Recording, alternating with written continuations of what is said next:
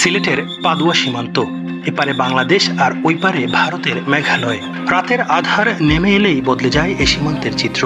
মদ, ইয়াবা, চিনি, কসমেটিক্স সহ নানা পণ্য চোরাচালান সহ নানা অপরাধের কেন্দ্র হয়ে ওঠে এ সীমান্ত। আমি এই মুহূর্তে আছি সিলেট গোয়েনঘাট ভারত সীমান্তে, পাশেই ভারতের মেঘালয় প্রদেশ। রাত হলেই এসব সীমান্তে শুরু হয় চিনি চোরাচালান, ইয়াবা, ফেন্সি ডিল সহ মানব পাচার। আজকে জানার চেষ্টা করব কিভাবে এসব অপরাধ সংগঠিত হচ্ছে এ সীমান্তে, কি করছে বিজিবি।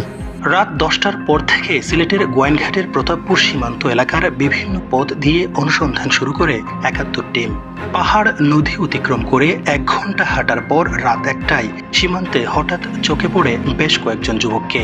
জানা গেল 200 টাকার চুক্তিতে প্রতিদিন রাতে সীমান্তের ওই পারে ভারত থেকে চোরাই পণ্য বহন করে নিয়ে আসে বাংলাদেশে। তারা বলছেন, সরকার বদলের পর বদলে গেছে চোরাচালানের চিত্র।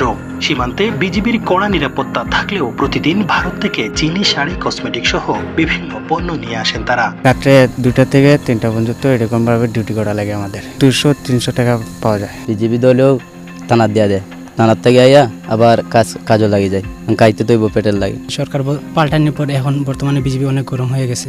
এর কিছুক্ষণ পর সীমান্তে বিজিবির টহল টিমের সাথে মুখোমুখি টিম 71। প্রশ্ন, এত রাতে কেন সীমান্তে?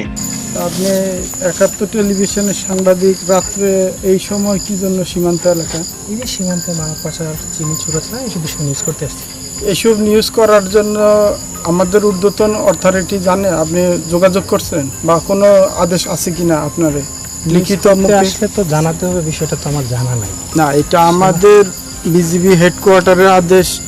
আপনার কোনো যদি কার্যক্রম থাকে আমাদের ব্যাটালিয়ন সদর সিলেট 48 বিজিবি অবগত করবেন। ওনারা আমাদেরকে এখানে ইনফরমেশন করবে যে অমুক নামের ব্যক্তি আসবে এই কাজের জন্য, না হলে আপনি আসতে পারেন আমি না। তো ভাইয়া রিয়েল সাংবাদিক, আমার আপনি রিয়েল হন আর যাই হন, কিন্তু একটা নিয়ম আছে, আইন আছে। এটা সীমান্ত, আন্তর্জাতিক সীমানা রেখা। এখানে ভারতের বিএসএফ আছে আমাদের প্রতিপক্ষ। উনি তো আর আপনি সাংবাদিক জানবেন না, ওনার কাছে আপনি চোরাচালানি স্মাগলার হতে পারেন। উনি যদি হঠাৎ করে একটা আক্রমণ করে, অ্যাটাক করে বা একটা দুর্ঘটনা ঘটে, তখন তো এই দায়ভার আমাদের উপরে পড়বে। এই যে আমরা টহল পার্টি যারা আছি, এটার জন্য সাফারার হবো আমরা। তাইলে আমরা নিউজ করতে আসছি, এখন আমাদেরকে হেল্প করেন। তাইলে আমরা আমাদের কর্তৃপক্ষকে জানাইতে হবে। তবে আমাদেরকে ফিরিয়ে দেয়া হয় সীমান্ত থেকে। পরে বিজিবির ঊর্ধ্বতন কর্তৃপক্ষের সাথে কথা বলে রাতে সীমান্তে নিউজ সংগ্রহের অনুমতি মিলে। চোখে পড়ে ভারত থেকে চিনি, মদ, শাড়ি, কসমেটিক সহ বিভিন্ন চোরাই পণ্য আসার দৃশ্য। সিলেটের গোয়েনঘাটের এই পাদুয়া সীমান্তে কিছু চোরা কারবারি কিছুক্ষণ আগে ভারতে প্রবেশ করেছে চিনি নিয়ে আসার জন্য।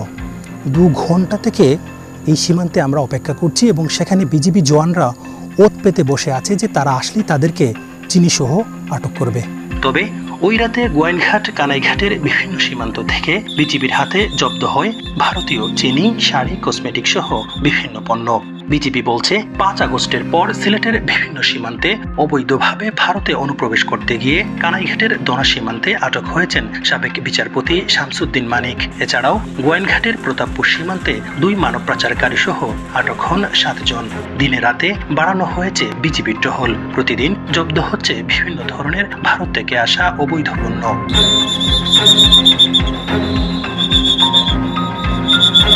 বিজিবি জানায়, এবছর আগস্ট মাস পর্যন্ত বাংলাদেশ থেকে ভারতে প্রবেশের সময় সিলেট সীমান্তে জব্দ হয়েছে 9,98,00,000 টাকার বিভিন্ন পণ্য।